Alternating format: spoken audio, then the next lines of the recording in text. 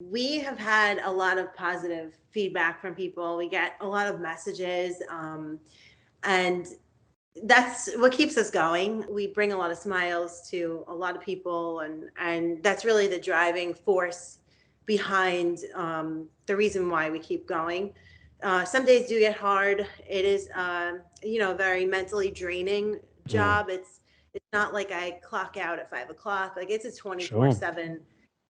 My brain doesn't ever turn off. But that's the process of discovering, becoming a self-starter. Wouldn't you agree?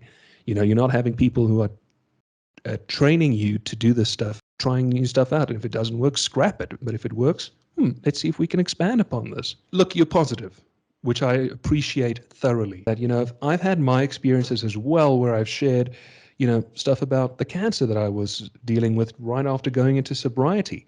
And people coming up to me and saying, you know what, you just want attention, you snobby little insert whatever nasty word you please, which can happen. Because you're right, there are people out there who don't have the same perception as you have and are just so bitter and twisted.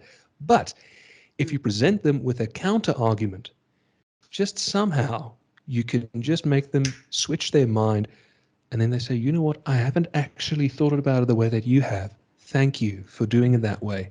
There is that psychological move of, you know what, people misunderstand you, whether it be in person or through a piece of content that you put up. You know, Right. there is unfortunately that notion, and it's been there throughout the course of time. I said one time when it was the almost the anniversary of 9/11 that a person who makes a bad decision and who has a history of making bad decisions ultimately ends up a tyrant. They don't realize it themselves. But if you present one point and you explain it a little bit differently, you open up so many eyes. But ultimately, at the end of the day, you're getting to people talking and you're getting people to think. And disagree with me if you wish, but sadly, people don't read and they're not forming perceptions and they're not thinking. They just read the masthead of something and then they just jump on the bandwagon. And that's not fair. And I mean, I don't even want to think about people who have bombarded you two with nasty comments, maybe if there were to be, Oof, because every day, every single day. I mean, we've heard it all. We have heard it all. Um, I've been doing content creation for almost 2 years now, I think. But I used to cry so much in the beginning when people would leave nasty comments. But I think I have just gotten to a place mentally where I understand that these people are not happy in life and where they are. And I almost feel sorry for them.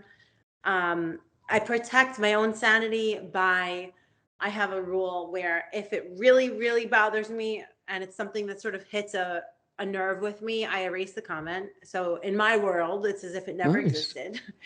Um, I don't usually block people only if they're like really nasty, but I feel like approaching the situation with compassion, I know that sounds crazy, No, it is a doesn't. good way.